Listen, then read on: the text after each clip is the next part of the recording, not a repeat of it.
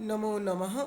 भवतां सर्वेषाम् अष्टमी कक्षाया अनुशिक्षण कार्यक्रम में हार्दिकम अभिनंदनम। सभी को नमस्कार। भवतां सर्वेषाम् अष्टमी कक्षायाः आप सभी को 8वीं कक्षा के अनुशिक्षण कार्यक्रम में हार्दिक अभिनंदन है। किं भवन्तः जानन्ति यत् अस्माकं देशस्य प्रथमोपग्रहस्य नाम किम्? क्या आप सब जानते हैं कि हमारे देश के प्रथम उपग्रह का नाम क्या है? कोपि उत्तरं दातुं शक्नोति? कोई उत्तर दे सकते हैं? नूनमेव अवश्य ही आर्यभट्ट। अतः अधुना वयं महतः वैज्ञानिकस्य आर्यभट्टस्य विषये पठामः। अतः अब हम सब महान वैज्ञानिक आर्यभट्ट के विषय में पढ़ते हैं। भारतवर्षे ज्ञान विज्ञानस्य परंपरा सुदीर्घा अस्ति। भारतवर्ष में ज्ञान और विज्ञान की परंपरा जो है वो सुदीर्घ है, बहुत ही समृद्धशाली है। भारतीय विद्वज्जन ऐसा परंपरा इतोपि समृद्धा कृता। कहते भारतीय विद्वानों ने यह परंपरा यहीं पर समृद्ध किया। आर्यभट्ट भारतीय विद्वत्सु अग्रगण्यास्ति। आर्यभट्ट भारतीय विद्वानों में सबसे आगे गिने जाने वाले हैं, अग्रगण्य हैं। दशांश पद्धत्या प्रवर्तक रूपेण आर्यभट्ट विख्यात। दशमलव पद्धति के प्रवर्तन के रूप में आर्यभट्ट प्रसिद्ध हैं। अनेन गणित शास्त्रस्य कृते नूतनः मार्गः प्रदर्शितः। इन्होंने गणित शास्त्र के लिए नूतन रास्ते को प्रदर्शित किया, नूतन रास्ता, नया रास्ता दिखलाया। स गणितस्य आधारेण आकाशस्थलानां तारकानां गतिविषये अपि सिद्धान्तान् दर्शितवान्। स गणितस्य आधारेण, वे गणित को आधार मानकर आकाशस्थलानां, आकाश के स्थानों, और तारकानां, तारों के गति विषय में भी सिद्धांत को प्रदर्शित किया। तस्य विद्वत्तायाः विवरणम् अस्मिन् पाठे दत्तम् अस्ति। उनके विद्वता का वर्णन इस पाठ में दिया है। पाठस्य विवरणम् ईदृशम् अस्ति। पाठ का वर्णन इस प्रकार से है। आर्यभट्टः पूर्व दिशायाम् उदेति सूर्य पश्चिम दिशायां च अस्तं गच्छति इति दृश्यते ही लोके। पूर्व दिशा में सूर्य उदय होता है और पश्चिम दिशा में अस्त होता है। इति दृश्यते ही लोके, ऐसे संसार में देखा जाता है। चित्राणि पश्यन्तु, चित्र में भी दिया हुआ है, चित्र को देखिए।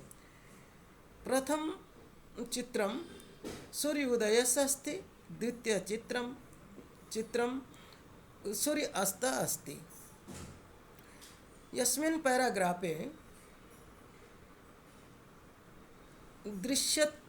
पैराग्राफे व्याकरणम् अस्ति। दृश्यते, दृश्य धातु लट् लकारः, प्रथम पुरुष एकवचनम्। लोके मीन्स संसारे।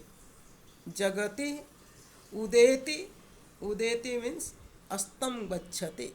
उदेति का अर्थ है अस्त गच्छति, माने सूर्य अस्त होता है।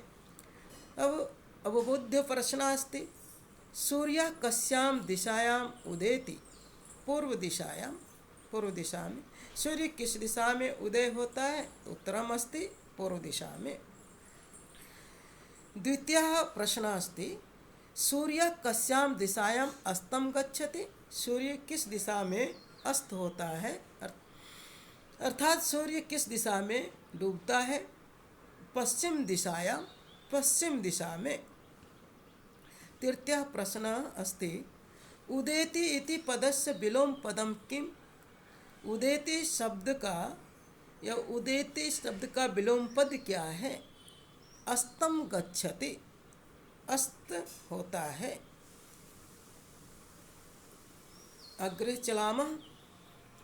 परम न अनेन अवबोध्यम् अस्ति यत सूर्यः गतिशीलः इति। कहते हैं लेकिन इससे यह नहीं जानना चाहिए, नहीं समझना चाहिए कि सूर्य गतिशील है। सूर्यो अचलः पृथ्वी च अचला या स्वकीय अक्षय घूर्णते। सूर्य अचल, सूर्य जो है अचल है, और पृथ्वी जो है चलायमान है, या स्वकीय अक्षे घूर्णति, या अपने अक्ष में घूमती है। इति सांप्रतम सुस्थापित सिद्धांत, यह सिद्धांत उन्होंने सुस्थापित किया।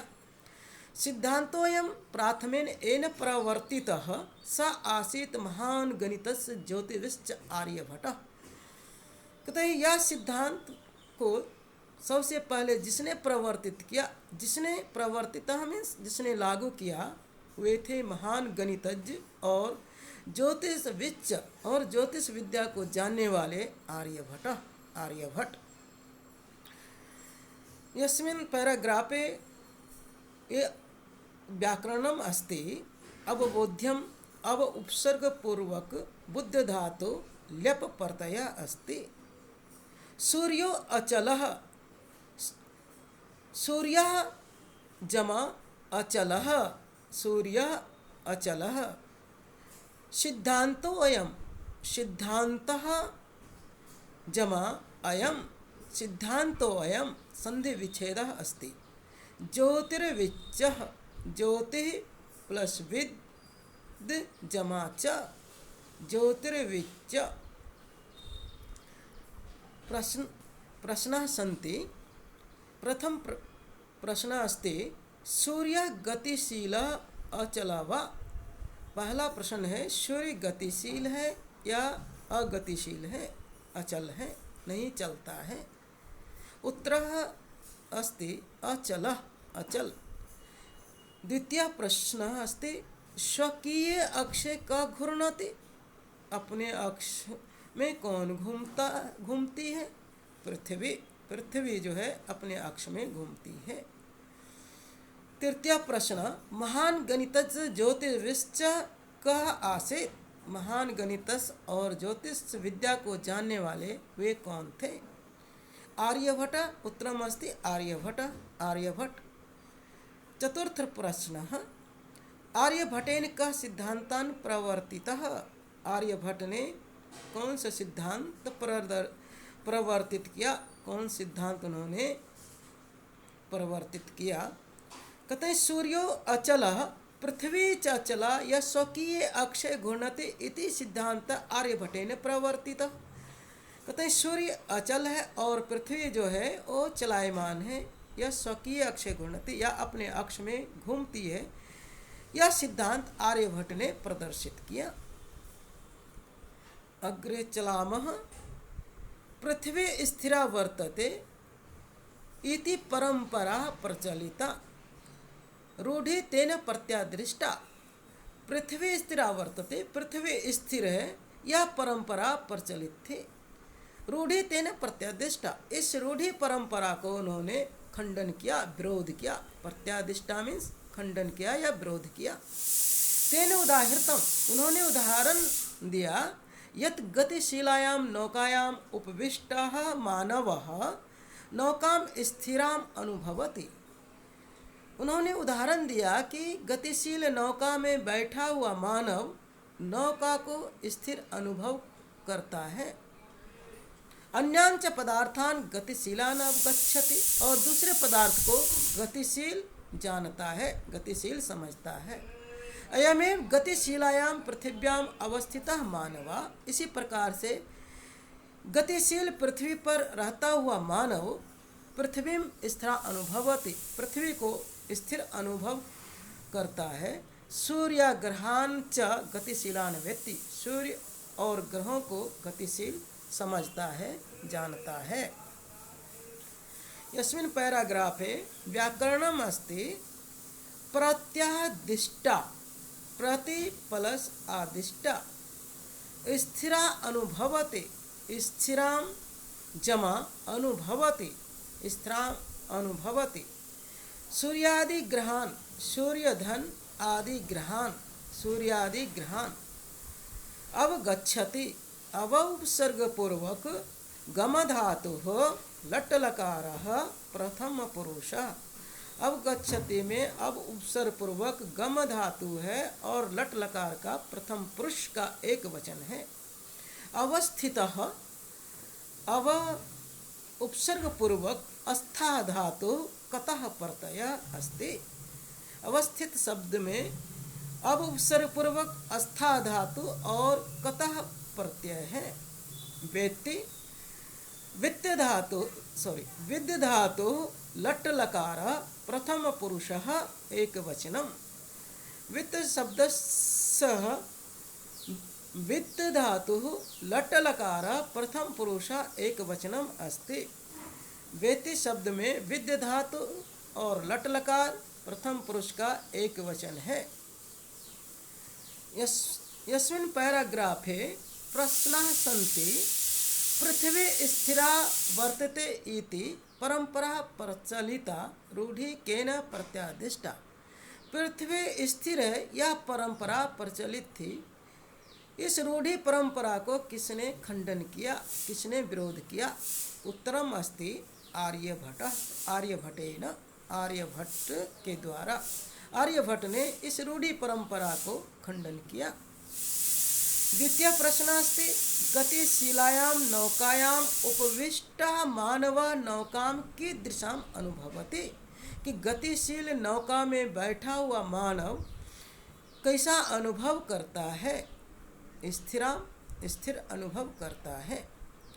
तृतीय प्रश्न अस्ति गतिशीलायां पृथिव्याम् अवस्थितः मानवः सूर्यादि ग्रहान् कीदृशान् वेत्ति।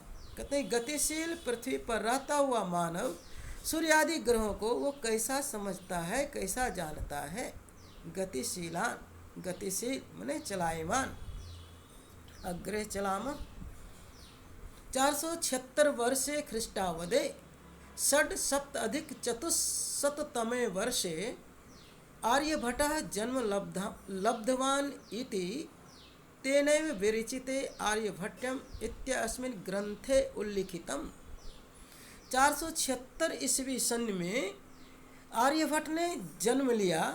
तेनैव विरचिते, उन्होंने ही रचना की। आर्यभट्टम नामक पुस्तक की उन्होंने रचना की और इतस्मिन् ग्रंथे उल्लिखितम, इसी ग्रंथ में उन्होंने उल्लेख किया, इसी ग्रंथ में उन्होंने वर्णन किया। ग्रंथोऽयं तेन त्रयोविंशतितमे वयसि विरचितः। यह ग्रंथ उनके द्वारा 23 वर्ष की अवस्था में लिखा गया। यह 23 वर्ष की अवस्था में रचना की। ऐतिहासिक स्रोतों भी जायते, कहते हैं ऐतिहासिक सूत्रों से यह ज्ञात होता है। यह तो पाटलिपुत्र मने के साथ कि पाटलिपुत्र के नज़दीक आर्यभट्टस्य वेधशाला अस्ति। आर्यभट्ट का प्रयोगशाला था। अनेन इदम अनुमीयते यत तस्य कर्मभूमि पाटलिपुत्र में आसीत्। इससे यह अनुमान लगाया जाता है कि उनकी जो कर्मभूमि थी वो पाटलिपुत्र में ही थी। अग्रे चलतु यह व्याकरणम अस्ति लब्धवान। लब्ध धातु कतवतु प्रत्यय अस्ति। लब्धवान में लब्ध धातु है और कतवतु प्रत्यय है। लिखितम, लिख धातु कतः प्रत्यय अस्ति। लिखितम शब्दस्य लिखितम शब्द में लिख धातु और कतः प्रत्यय है। तेनैव, तेन प्लस एव, तेनैव संधि अस्ति। तेन प्लस एव तेनैव। सप्त्यधिक, सप्त अत्यधिक, सप्तति प्लस अधिक, सप्तति जमा अधिक, सप्तत्यधिक, सप्त्यधिक। इत्यस्मिन्, इति प्लस अस्मिन्, इत्यस्मिन्। उल्लिखितम, उत प्लस लिखितम, उल्लिखितम। ग्रंथोऽयं, ग्रंथ जमा अयम, ग्रंथोऽयं। पाटलिपुत्रमेव, पाटलिपुत्रम प्लस एव, पाटलिपुत्रमेव। प्रश्नाः सन्ति। प्रथम प्रश्न अस्ति आर्यभट्टः कदा जन्म लब्धवान्। आर्यभट्ट ने कब जन्म लिया। 476 ख्रीष्टावदे 670 वर्षे 476 ईस्वी सन में आर्यभट्ट ने जन्म लिया। द्वितीय प्रश्न अस्ति आर्यभट्टियम इति ग्रंथ केन विरचितम। आर्यभट्ट ने कौन से ग्रंथ की रचना की। आर्यभट्टियम इति ग्रंथ केन विरचितम। आर्यभट्टियम नामक ग्रंथ को किसने रचना की, तो आर्यभट्ट ने। तृतीय प्रश्न कस्मिन वयसि आर्यभट्टेन आर्यभट्टियम विरचितम। किस वर्ष में आर्यभट्ट ने आर्यभट्टियम की रचना की।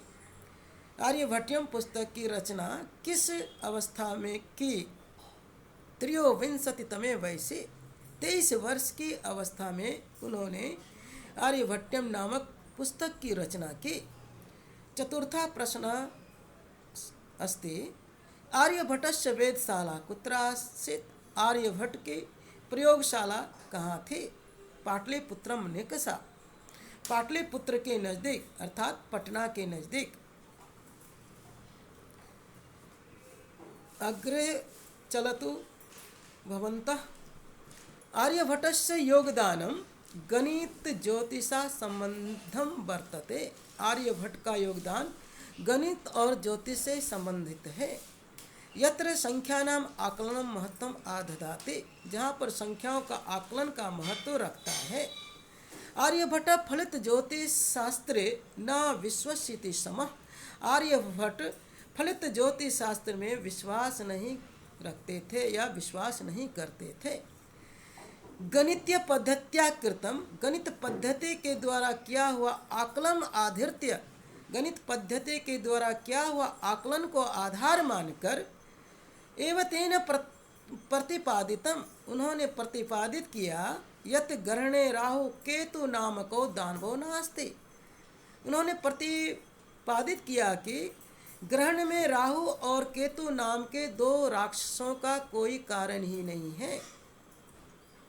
तत्र तो सूर्य चंद्र पृथ्वी इति त्रीणि एव कारणानि।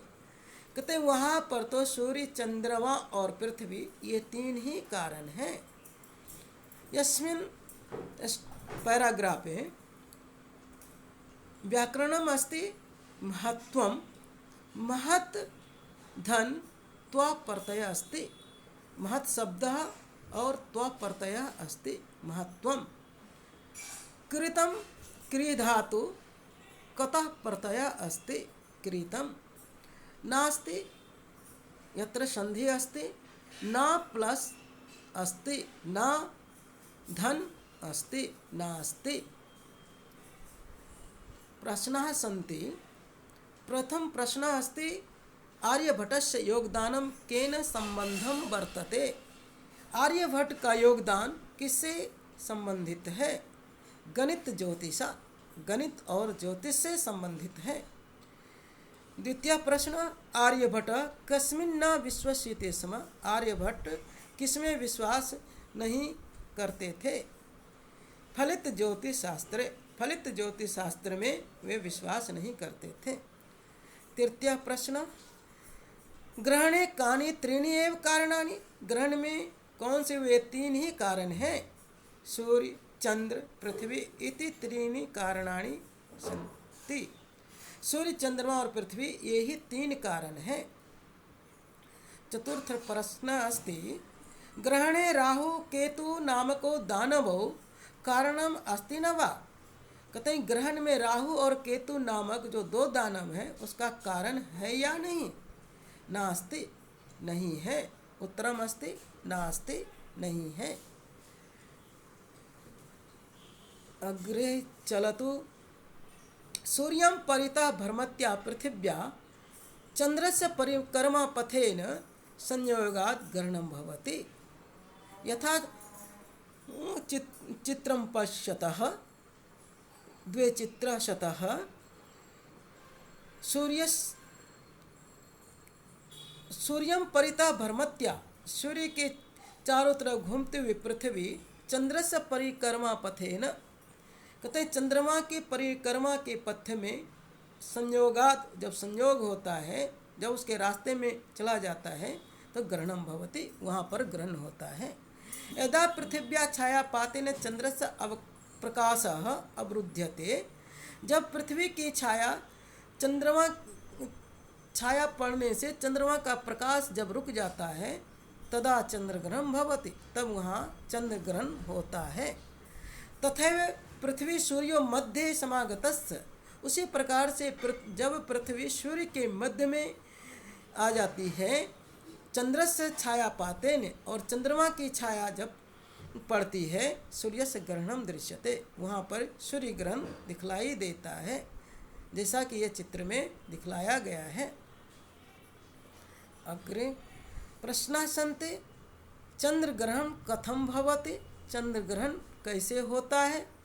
यदा पृथिव्या छायापातेन चंद्रस्य प्रकाशः अवरुध्यते तदा चंद्रग्रहणं भवति। कहते हैं जब पृथ्वी की छाया पड़ने से चंद्रमा का प्रकाश रुक जाता है, तब वहाँ पर चंद्रग्रहण होता है। द्वितीय प्रश्न अस्ति, सूर्य ग्रहणम कथम भवति, सूर्य ग्रहण कैसे होता है। पृथ्वी सूर्यो मध्ये समागतस्य चंद्रस्य छायापातेन सूर्य ग्रहणम भवति। कहते हैं पृथ्वी सूर्य के मध्य में जब आ जाती है और चंद्रमा की छाया सूर्य पर पड़ता है, तब वहाँ पर सूर्य ग्रहण होता है। अग्रे पैराग्राफे अस्ति, समाजे नूतनानां विचाराणां स्वीकारणे प्रायः सामान्य जनाः काठिन्यम अनुभवन्ति। समाज में नूतन विचारों को स्वीकार करने में प्रायः करके सामान्य लोग कठिनता का अनुभव करते हैं। सामान्य लोग जो है कठिनाई का अनुभव करते हैं। भारतीय ज्योतिष शास्त्रे तथैव आर्यभट्टस्यापि विरोध अभवत्। तो उसी प्रकार से भारतीय ज्योतिष शास्त्र में आर्यभट्ट का विरोध हुआ। तस्य सिद्धांता उपेक्षिता, उसके सिद्धांत को उपेक्षित किया गया, उसके सिद्धांत को जो है अवहेलना किया गया, उपेक्षित किया गया। सह पंडितम मन्यमानानाम उपहास पात्रम जातः, वे पंडित गण्यमान्य पंडितों के उपहास के पात्र हुए।